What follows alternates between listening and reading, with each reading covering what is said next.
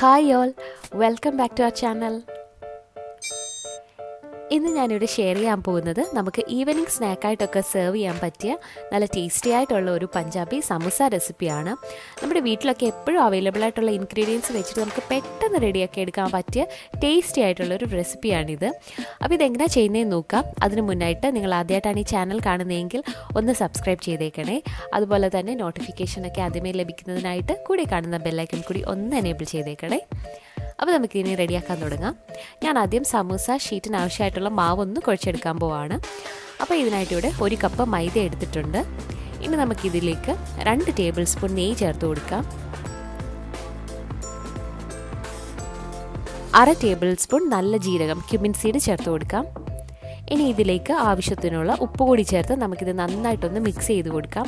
അപ്പോൾ ഇവിടെ നെയ്യ് തന്നെ യൂസ് ചെയ്യണം. നെയ്യ്ക്ക് പകരം ഓയിൽ യൂസ് ചെയ്താൽ ആ ഒരു പെർഫെക്റ്റ് ആയിട്ടുള്ള ടേസ്റ്റ് വരത്തില്ല. അതുപോലെ നിങ്ങൾക്ക് ജീരകത്തിന് പകരമായിട്ട് അയമോദകം വേണമെങ്കിൽ ചേർത്ത് കൊടുത്താൽ മതി. ഇനി നമുക്കിതിലേക്ക് കുറച്ചായിട്ട് വെള്ളം കൂടി ചേർത്തിത് നന്നായിട്ടങ്ങ് കുഴച്ചെടുക്കാം.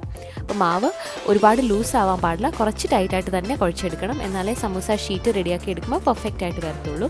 അപ്പോൾ ഇതുപോലെ ഞാനിവിടെ കുഴച്ചെടുത്തിട്ടുണ്ട്. ഇതിനെ നമുക്ക് മാറ്റി വെക്കാം. ഇനി നമുക്ക് ഫില്ലിങ് റെഡിയാക്കി എടുക്കണം. അപ്പോൾ അതിനായിട്ട് ആദ്യം ഞാനിവിടെ 1 ടേബിൾ സ്പൂൺ മൊത്തത്തിലുള്ള മല്ലിയും 1 ടീസ്പൂൺ നല്ല ജീരകവും കൂടി ഡ്രൈ റോസ്റ്റ് ചെയ്തെടുക്കുന്നുണ്ട്. ഒരു 5 മുതൽ 6 മിനിറ്റ് വരെ ഒന്ന് ഡ്രൈ റോസ്റ്റ് ചെയ്തെടുത്താൽ മതി. ഇനി നമുക്കിത് പൊടിച്ചെടുക്കണം. അപ്പോൾ ഒരുപാട് പൊടിയണ്ട, ജസ്റ്റ് ഒന്ന് ക്രഷ് ചെയ്തെടുത്താൽ മതി. ഇനി നമുക്ക് ഫില്ലിങ് റെഡിയാക്കാൻ തുടങ്ങാം. അതിനായിട്ട് 1 ടേബിൾ സ്പൂൺ നെയ്യ് ചേർത്ത് കൊടുത്തിട്ടുണ്ട്. ഇനി ഇതിലേക്ക് 1 ടേബിൾ സ്പൂൺ ചെറുതായി ചോപ്പ് ചെയ്ത ഇഞ്ചിയും ആവശ്യത്തിന് പച്ചമുളക് കൂടി ചേർത്ത് നമുക്ക് നന്നായിട്ടൊന്ന് വഴറ്റി കൊടുക്കാം.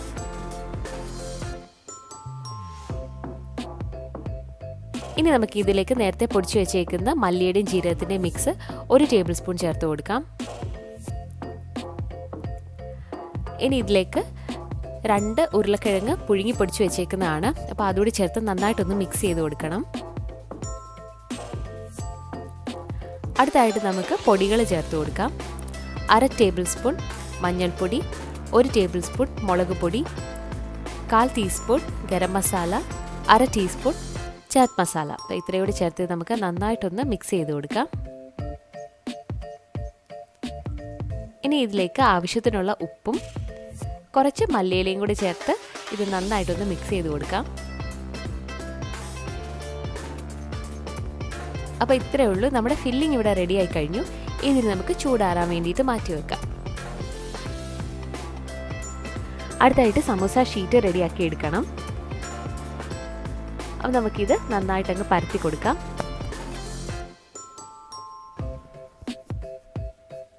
അപ്പോൾ നമ്മൾ മാവ് കുഴച്ചെടുക്കുമ്പോൾ ഒരുപാട് ലൂസായി പോയാൽ ഈ ഒരു സമയത്ത് ഇതുപോലെ പരത്തിയെടുക്കാൻ നല്ല പാടായിരിക്കും. മൈദ മാവായതുകൊണ്ട് ഒട്ടിപ്പിടിക്കാനുള്ള ചാൻസ് ഭയങ്കര കൂടുതലാണ്. അപ്പോൾ അതുകൊണ്ടാണ് കുറച്ചായിട്ട് വെള്ളം ചേർത്ത് കൊടുത്ത് കുഴച്ചെടുക്കണമെന്ന് പറയുന്നത്. അപ്പോൾ ഞാനിതിവിടെ പരത്തി എടുത്തിട്ടുണ്ട്. ഇനി നമുക്കിതിനെ ഇതുപോലെ 2ആയിട്ടൊന്ന് കട്ട് ചെയ്ത് കൊടുക്കാം. അപ്പോൾ നമ്മുടെ സമോസ ഷീറ്റ് ഇവിടെ റെഡിയായി കഴിഞ്ഞു. ഈ ഒരു തിക്നെസ്സിൽ ഒരുപാട് കട്ടിയിലുമല്ല എന്നാൽ ഒരുപാട് കനം കുറച്ചുമല്ല, ആ ഒരു പരുവത്തിൽ പരത്തി എടുത്തിട്ടുണ്ട്. ഇനി നമുക്കിതിൻ്റെ സൈഡിലായിട്ട് ഇതുപോലെ വെള്ളം ഒന്ന് തേച്ച് കൊടുക്കാം. എന്നിട്ട് ആ 2 സൈഡൂടെ അങ്ങ് ഒട്ടിച്ചു കൊടുക്കാം.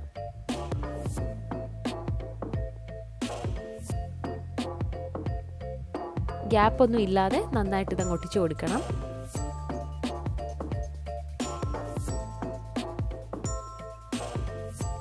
അപ്പോൾ നമുക്കൊരു കോൺ ഷേപ്പിലുള്ള സമോസ ഷീറ്റ് ഇവിടെ റെഡി ആക്കിയിട്ടുണ്ട്. ഇനി നമുക്കിതിലേക്ക് നേരത്തെ നമ്മൾ പ്രിപ്പയർ ചെയ്ത് വെച്ചേക്കുന്ന ഫില്ലിങ് വെച്ച് കൊടുക്കാം. ഫില്ലിംഗ് ഒക്കെ നിങ്ങൾക്ക് എത്ര വേണമെന്ന് വെച്ചാൽ അതിനനുസരിച്ച് വെച്ച് കൊടുത്താൽ മതി.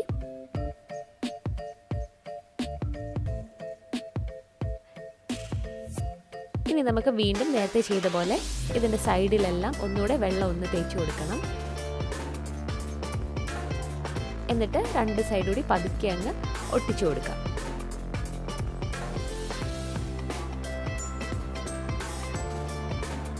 അപ്പോൾ ഇത്രയേ ഉള്ളൂ. നമുക്കിപ്പോൾ ഒരു ട്രയാങ്കിൾ ഷേപ്പ് ഇതായി കിട്ടിയിട്ടുണ്ട്. അപ്പോൾ സമൂസയുടെ ആ ഒരു ഷേപ്പിൽ ഇതായി വന്നിട്ടുണ്ട്. ഇത്രയേ ഉള്ളൂ. ഇതുപോലെ നമുക്കിനി ബാക്കിയെല്ലാം അങ്ങ് ചെയ്തെടുക്കാം. അപ്പോൾ ഇനി നമുക്കിത് ഫ്രൈ ചെയ്ത് കൊടുക്കണം. ഒരു മീഡിയം ഫ്ലെയിമിൽ വെച്ച് വേണം ഫ്രൈ ചെയ്യാൻ. ഞാനിവിടെ സൺഫ്ലവർ ഓയിലാണ് ഫ്രൈ ചെയ്തെടുത്തേക്കുന്നത്. അപ്പോൾ ഇത്രയേ ഉള്ളൂ, നമ്മുടെ ടേസ്റ്റി ആയിട്ടുള്ള പഞ്ചാബി സമൂസ ഇവിടെ റെഡി ആയി കഴിഞ്ഞു. എല്ലാവരും ട്രൈ ചെയ്ത് നോക്കണേ. അതുപോലെ തന്നെ വീഡിയോ ഇഷ്ടമായിട്ടുണ്ടെങ്കിൽ ലൈക്ക് ചെയ്യാനും ഷെയർ ചെയ്യാനും സബ്സ്ക്രൈബ് ചെയ്യാനും മറക്കരുത്.